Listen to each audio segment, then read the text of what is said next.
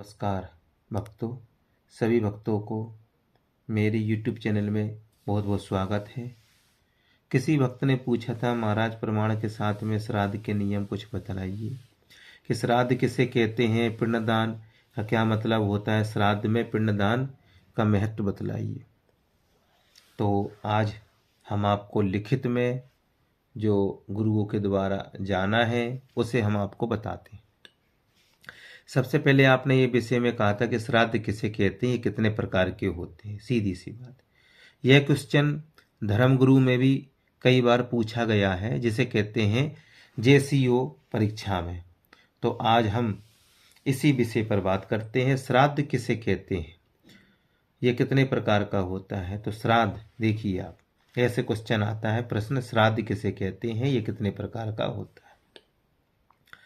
यह नायब सूबेदार में भी पूछा गया था, JCO धर्मगुरु में। तो देखिए, जो श्रद्धा से दिया जाए उसे श्राद्ध कहते हैं। पितरों की संतुष्टि के उद्देश्य से श्रद्धा पूर्वक किए जाने वाले तर्पण करते हैं।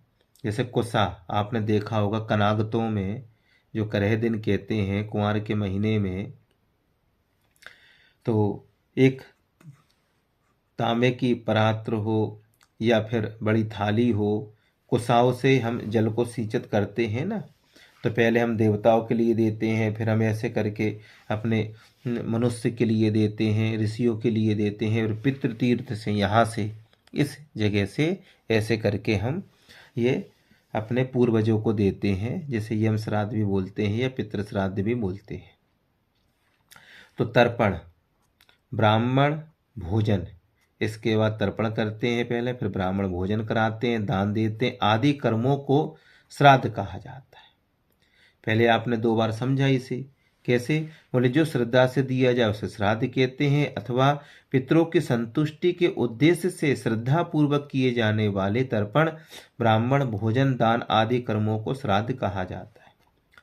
इसे श्राद्ध क्वेश्चन कभी कभी बदल के आ भी जाता है धर्मगुरु में, इसे पितृयज्ञ किसे कहते हैं, ये भी आता है, तो इसे पितृयज्ञ भी कहते हैं। श्राद्ध के करने से क्या होता है, क्या फल की प्राप्ति होती है, हर कोई जानना भी चाहता है कि श्राद्ध करने से हमें फल की क्या प्राप्ति होगी। तो श्राद्ध के करने से व्यक्ति पितृ ऋण से मुक्त होता है और पितरों को संतुष्ट करके स्वयं की मुक्ति के मार्ग पर बढ़ता है। ये देखिए, आप स्वयं में ही बढ़ता है आगे चल करके। और अब पूछा पिंडदान, तो श्राद्ध या पिंडदान दोनों एक ही शब्द के 2 पहलू हैं। पिंडदान शब्द का अर्थ अन्न को पिंडाकार में बनाकर पितर को श्रद्धा पूर्वक अर्पण करना, इसी को पिंडदान कहते हैं। ये क्वेश्चन भी कई बार आया है, एक बार फिर समझिए। श्राद्ध या पिंडदान दोनों एक ही शब्द के 2 पहलू हैं। पिंडदान शब्द का अर्थ है अन्न को पिंडाकार में बनाकर पितर को श्रद्धा पूर्वक अर्पण करना, इसी को पिंडदान कहते हैं। अब श्राद्ध में पिंडदान का महत्व, इसे हमें समझना है कि इसका क्या महत्व होता है। तो सबसे पहले हम समझेंगे इसे कि श्राद्ध में पिंडदान का महत्व क्या है। तो देखिए, आप यहाँ से, हमारे जो संबंधी देव हो गए, हमारे जो पूर्वज थे वह पितरों में हुए हैं, तो हमारे जो संबंधी देव हो गए हैं, जिनको दूसरा शरीर नहीं मिला है, वे पितृलोक में अथवा इधर उधर विचरण करते हैं, उनके लिए पिंडदान किया जाता है। श्राद्ध में पिंडदान किसके लिए किया जाता है? हमारे जो संबंधी देव हो गए हैं, जिनको दूसरा शरीर नहीं मिला है, वे पितृलोक में अथवा इधर उधर विचरण करते हैं, उनके लिए पिंडदान किया जाता है। अब देखिए, बच्चों एवं सन्यासियों के लिए पिंडदान नहीं किया जाता।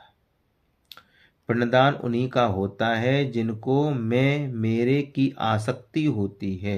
वो जानते हैं कि ये मेरा है, ये उसका है, तो मैं तेरा जो जानता है उसी की आसक्ति होती है। बच्चों की मेरे की स्मृति और आसक्ति विकसित नहीं होती। भाई छोटे बच्चे हैं, उन्हें ये मेरा ये तुम्हारा उन्हें मालूम ही नहीं है। तो बच्चों की मैं मेरे की स्मृति और आसक्ति विकसित नहीं होती और संन्यास लेने पर शरीर को मैं मानने की स्मृति सन्यासी को हटा देनी होती है। शरीर में उनकी आसक्ति नहीं होती, इसलिए उन्हें के लिए पिंडदान नहीं किया जाता। ये समझिएगा आप। अब इसके बाद आप देखिए कि अब इसमें क्या लिखा है आगे, श्राद्ध के प्रकार। अभी आपने क्वेश्चन देखा था कि श्राद्ध किसे कहते हैं तथा ये कितने प्रकार के होते हैं। अब हम समझेंगे श्राद्ध के प्रकार। तो देखिए श्राद्ध के प्रकार, शास्त्रों में श्राद्ध कई प्रकार के बताए गए हैं। कौन कौन से बताए गए हैं तो हमें समझना है उसे, कि श्राद्ध कई प्रकार के होते हैं और कई प्रकार के इनमें बताए गए हैं। तो सबसे पहले हमें ये देखना है कि श्राद्ध बताए गए। तो पहला होता है नित्य श्राद्ध। वे श्राद्ध जो प्रतिदिन जल और अन्न द्वारा होता है। श्रद्धा विश्वास से किए जाने वाले देव पूजन, माता पिता एवं गुरुजनों के पूजन को नित्य श्राद्ध कहते हैं। अन्न के अभाव में, यदि अन्न नहीं है तो उसके अभाव में जल से भी श्राद्ध किया जाता है। इसमें विश्वदेव नहीं होते। ये प्रतिदिन का श्राद्ध होता है, प्रतिदिन हमको श्राद्ध करना चाहिए। दूसरा है एकोदिष्ट या नैमित्तिक श्राद्ध। क्या होता है, ये भी क्वेश्चन आता है कभी कभी बन करके कि एकोदिष्ट श्राद्ध किसे कहते हैं अथवा नैमित्तिक श्राद्ध किसे कहा जाता है, या नैमित्तिक श्राद्ध क्या है। तो वह श्राद्ध जो केवल एक व्यक्ति के लिए किया जाता है, इसमें भी विश्वदेव नहीं होते। ये ध्यान दीजिए, वह श्राद्ध जो केवल एक व्यक्ति के लिए किया जाता है इसमें भी विश्वदेव नहीं होते। इसमें आवाहन तथा अग्रोकरण की क्रिया नहीं होती। एक पिंड, एक अर्घ, एक पवित्रक होता है। अब हम समझते हैं तीसरा श्राद्ध है काम्य श्राद्ध। काम्य श्राद्ध प्रकार में आते हैं तो इन प्रकार को लिखना पड़ेगा, अथवा काम्य श्राद्ध किसे कहते हैं, एक नंबर का क्वेश्चन आता है तो उसमें भी देखते हैं। जो श्राद्ध कुछ कामना रखकर किया जाता है उसे काम्य श्राद्ध कहते हैं। काम माने कामना के द्वारा, ये हमारी कोई इच्छा है तो इच्छा में हम श्राद्ध कर रहे हैं तो उसे काम्य श्राद्ध कहते हैं। अब होता है एक वृद्ध श्राद्ध। मांगलिक श्राद्धों, विवाह, उत्सव, पुत्र जन्म आदि अवसरों पर वृद्धों के आशीर्वाद लेने के लिए किया जाता है। इसे वृद्धि श्राद्ध भी कहते हैं। आपने देखा होगा कि नांदी श्राद्ध किया जाता है। मांगलिक कार्य होते हैं, जैसे विवाह होता है, कोई अनुष्ठान चल रहा है, भागवत है, महामृत्युंजय है या किसी पुत्र का जन्म है तो उसमें वृद्ध श्राद्ध होता है। अथवा मांगलिक श्राद्धों में, शादी में भी श्राद्ध किया जाता है। उत्सव में किया, पुत्र जन्म के अवसरों पर वृद्धों के आशीर्वाद लेने के लिए किए जाते हैं, इसे वृद्धि श्राद्ध कहते हैं। तो मित्रों, मैंने आपको जेसीओ नायब सूबेदार का जो धर्मगुरु में पेपर में आता है उसका मैंने वर्णन करके आपको सुनाया है, बताया है। आशा करता हूँ ये वीडियो आपको अच्छा लगा होगा। जय श्री राधे।